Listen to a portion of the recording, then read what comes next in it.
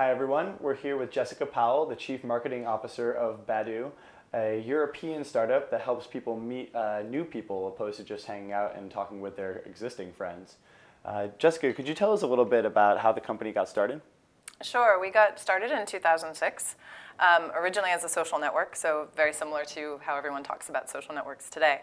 But very quickly, Facebook came along, and like with many other social networks, we realized we needed to either change things up or, well, basically get quashed. So what we did was we looked at what we thought was missing. Facebook is very, very good for people you already know and for sharing information with them. But what isn't out there, wasn't certainly at the time, was a network where you could meet people that you don't know, which we think is something that actually a lot of people want to do, is meeting new people, whether it's in the online or offline world. Great. And so how large is the network now? So right now, we've actually just hit 130 million users, spread really globally, but primarily through Southern Europe and Latin America. Great. And so how do you guys handle monetization? What is your strategy there?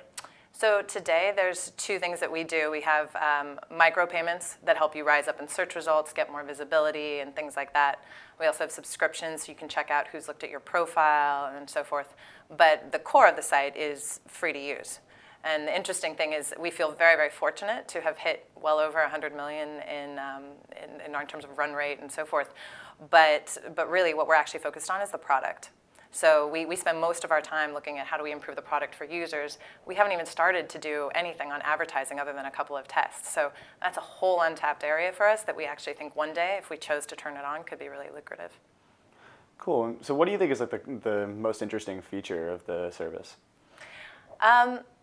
What I like about it is just the flexibility it gives you, right? It's not prescriptive in the sense that we're just saying meet new people in the broadest sense. So in the same way that you walk into a club with your friends, perhaps it's to go dancing, maybe it's just to hang out, but during the course of the evening, you meet certain people that may become your friends, other people that you might end up flirting with, someone that you may end up dating, maybe just hooking up with. Who knows what happens? And what I love about Badoo is the flexibility that you have in the moment that you're meeting someone to decide what that person means to you.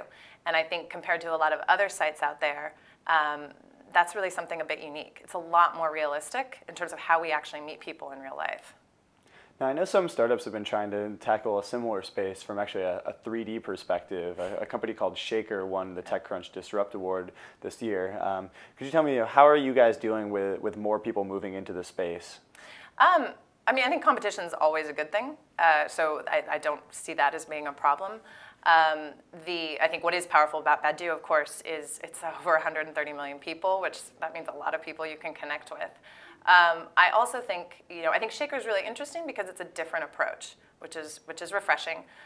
From our perspective, we want to give you something that brings you into the offline world, right? We're not trying to get you to sit at a computer for 4 hours hitting a refresh or meeting people that you are never going to mean anything to you in real life.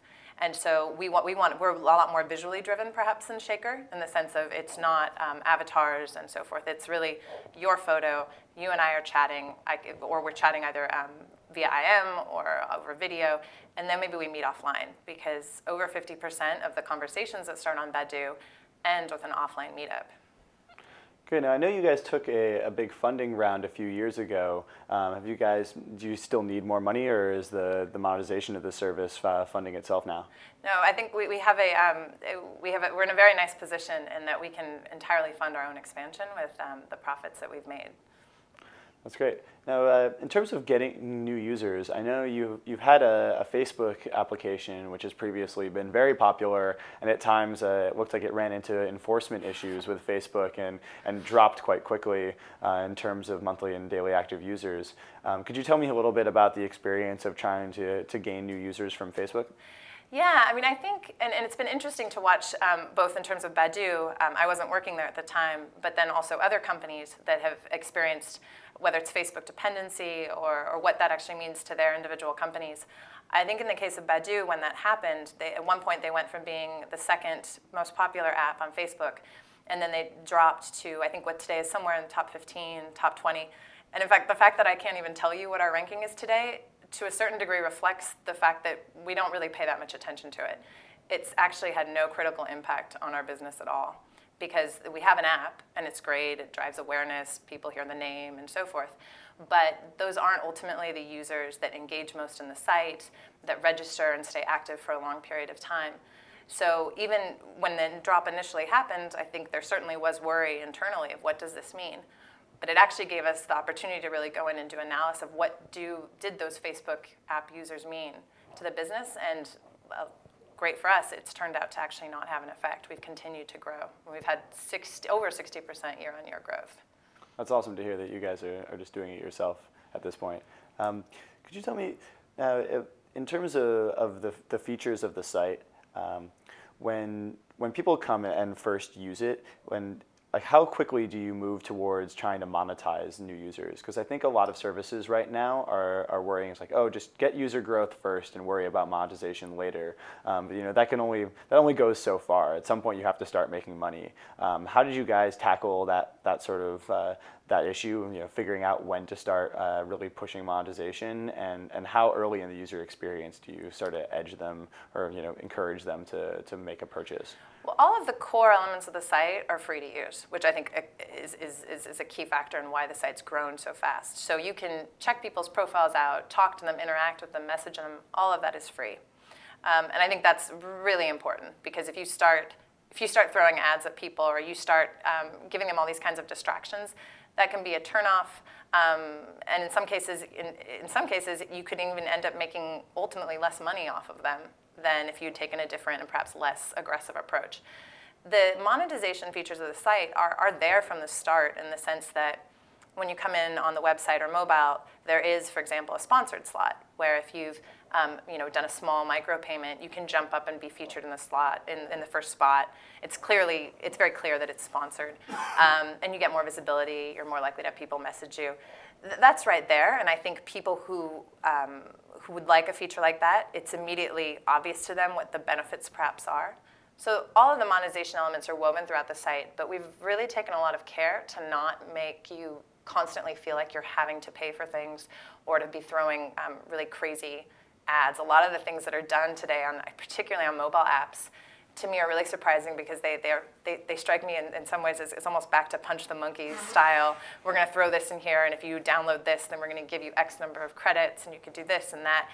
And from a user experience, that's actually taking you, at least for a few moments, outside of that app and outside of that experience. And is that necessarily a good thing in the end of the day? So I think monetization is there, but if you don't want to monetize, fine, keep using the site as you're using it now.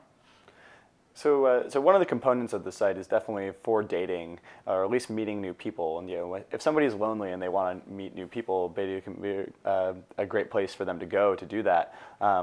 But do you guys experience the same problem of churn that most dating sites have, where when they succeed, when they solve their user's problem, the user leaves and they don't come back? Right. Yeah. I suppose a successful client, so to speak, on a dating site isn't likely to return. No, I think that's actually what's interesting about Badoo, is that while it makes it a bit more difficult to describe it to someone when someone asks you what Badoo is, because it does have a dating element, it also has a whole bunch of other things that happen. And I think that's why we always talk about it really mirroring real life. Because if you walk into that bar, that cafe, maybe you walked in there thinking you were going to meet someone, but what happens along the way during that evening or afternoon could be entirely different. And maybe you end up meeting someone who's a friend. Maybe you end up meeting someone who has something in common with you. Maybe one of those people is someone that doesn't appeal to you at all, but would appeal to one of your friends, and so on and so forth. And because of that, we think that no matter where you are in the life cycle, to use a rather jargony term, you're a whole lot more likely to return, because you're not necessarily, it's not a prescriptive model where you're coming onto our site and you absolutely want to date or you absolutely want to get married. It really is, what is it that you want at the given point in time that you're interacting with someone? So it kind of can be all things to all people. I mean, there's the dating, but there's also people that are using it to make friends. Some are using it to throw parties. We've really heard kind of everything you could imagine in terms of use cases. Awesome. Now, we've heard that it can be difficult for European startups. They're far from the money of Silicon Valley and some of the connections of New York City. How's it been being a startup, and now really quite a big company over in Europe? And what do you think the scene is like there for startups? I think I'm not going to lie and say that it's easy. Just look at the number of European pop bands that have crossed over to the US, right? Like, how many can you name off the top of your head?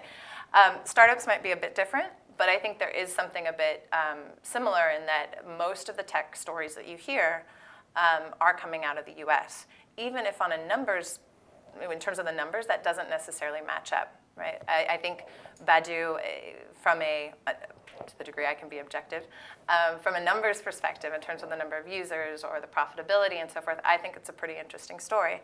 But not having feet on the ground in the US absolutely is a factor. But, hey, we're talking to you today, so hopefully that'll help. And we are obviously the actual product itself in terms of users in the US, we're seeing that grow. In terms of your second question about the startup scene in London and in Europe, I think some people would be really surprised to see actually how vibrant it is. There really is quite a bit that's going on. There are some really interesting startups, not just in London, but in Berlin and elsewhere. And I think there's a lot of optimism as well that perhaps you wouldn't have seen 5 or 10 years ago in this idea that perhaps something big could come out of Europe.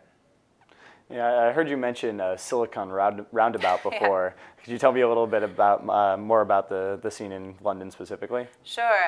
Silicon Roundabout is, I guess, the UK's version of Silicon Alley, named, of course, after the roundabout, which is the far more efficient, in my opinion, way to drive when you get to an intersection. But there's a lot of interesting things happening there, and not just in terms of homegrown UK companies, but also American companies are coming and actually choosing to to base operations there instead of other places that have perhaps been chosen in the past. I mean, Dublin is still, I think for tax purposes and so forth, still a pretty attractive place for a lot of people. Awesome. So finally, if you had any advice to startups that were looking to build a service that really requires like a huge user base to really get going, what would you say to them? What would you say is like a great tip or strategy?